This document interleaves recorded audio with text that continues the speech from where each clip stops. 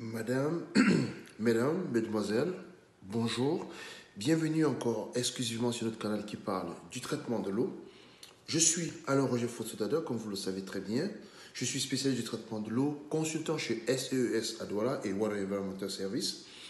Alors, depuis pratiquement 2 mois, nous avons commencé à faire une série de vidéos pour parler de manière beaucoup plus concrète du traitement de l'eau et de comment est-ce que ça peut aider les Camerounais à améliorer la qualité de l'eau qu'ils reçoivent à leur robinet ou bien la qualité de l'eau qu'ils reçoivent de leur forage.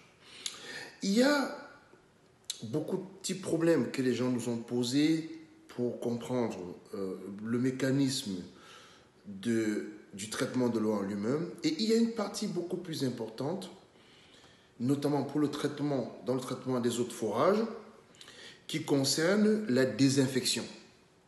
Alors, la désinfection, en fait, c'est l'étape dans le traitement de l'eau où on détruit tout ce qui est microbe pathogène, tout ce qui peut occasionner une maladie foudroyante, telle que la typhoïde, telle que le choléra, telle que la dysenterie, tout ce que vous pouvez imaginer comme maladie foudroyante. Donc, tout ce qui est coliformes fécaux, coliformes totaux, tout ce qu'on peut imaginer comme bactéries. C'est à ce moment-là, c'est dans cette étape-là de la désinfection qu'on enlève toutes ces bactéries, ces virus et tous ces éléments pathogènes. Donc, le problème que l'on a avec beaucoup de ces forages au Cameroun, c'est qu'on n'applique pas de traitement. C'est-à-dire qu'après avoir fait ce forage, on n'applique pas de traitement, il n'y a pas de traitement. Jusque-là, il n'y a pas de problème. Parce que si le forage, si on peut faire un traitement, ça veut dire qu'on aura de l'eau potable. Mais le véritable problème, c'est que ces forages ne sont pas déjà bien faits. Donc, si le forage n'est pas déjà bien fait, il est important de savoir que le traitement en lui-même ne va pas vous être bénéfique parce que il y a une condition, la première condition d'un forage pour que le traitement soit bien fait, la première condition, c'est que votre forage soit étanche. Écoutez bien, il faut que votre forage soit étanche. L'étanchéité d'un forage empêche plusieurs choses. La première chose, c'est que tout ce qui est eau de ruissellement, toutes les eaux qui sont à la surface, c'est-à-dire que les eaux de surface, les eaux de ruissellement, puissent s'introduire dans la nappe. Ça, c'est d'un. La deuxième chose, c'est que dans beaucoup de nos maisons au Cameroun, le forage est à moins de 5 mètres du puisard. Donc, même en dessous, si le forage n'a pas une très bonne étanchéité, il peut avoir une infiltration des eaux venant des puisards ou bien de nos latrines traditionnelles de chez le voisin. Donc, l'eau en bas là-bas, ça passe, ça va dans tous les sens. Donc, ça peut se retrouver, si votre forage n'a pas une très bonne étanchéité, si le casing n'est pas bien fait, toutes ces eaux peuvent se retrouver dans votre forage. Et à partir de ce moment, quel que soit le traitement que vous allez faire, vous aurez toujours ces contaminants, si vous n'avez pas un traitement en continu.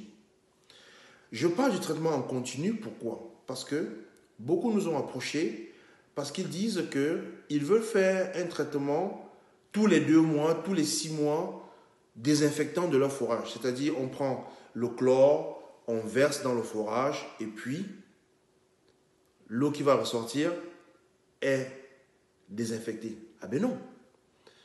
Ah ben non. Ce type de traitement, ce n'est pas pour désinfecter l'eau que l'on va boire. Ce type de traitement est fait généralement lorsque on a un réseau hydrique que l'on maîtrise bien, on a un forage qui est bien étanche et qui, à un moment donné, a été contaminé. Et donc, on fait ce traitement pour éliminer cette contamination. Et il y a des conditions bien précises pour pouvoir faire ce traitement-là.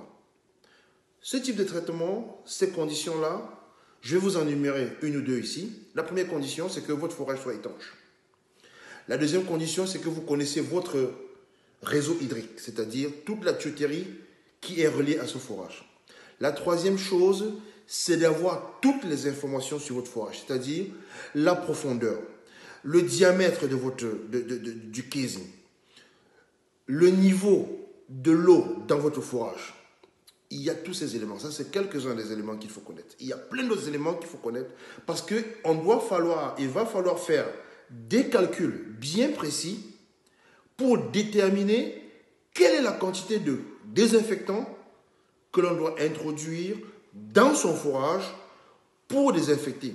Et ce que vous oubliez, ce que beaucoup ne vous disent pas lorsqu'ils viennent faire ce type de travail, c'est que lorsque l'on fait une introduction du produit désinfectant dans le réseau, c'est pour une durée bien déterminée. Et après, il faut évacuer. Il faut évacuer. Je ne vais pas en dire plus sur ce dossier-là maintenant. En octobre, on aura une très grande session de formation sur le traitement des eaux de forage. En octobre, appelez le 695 05 69 70 pour réserver vos places. Et à ce moment-là, on ira en profondeur sur la désinfection de l'eau de forage. Le 695 05 69 70, c'est le numéro de SES à Douala. Et c'est à ce moment-là qu'on parlera de la désinfection des eaux de forage. Sur ce, je vous souhaite une très bonne journée et à plus tard sur notre canal. Merci.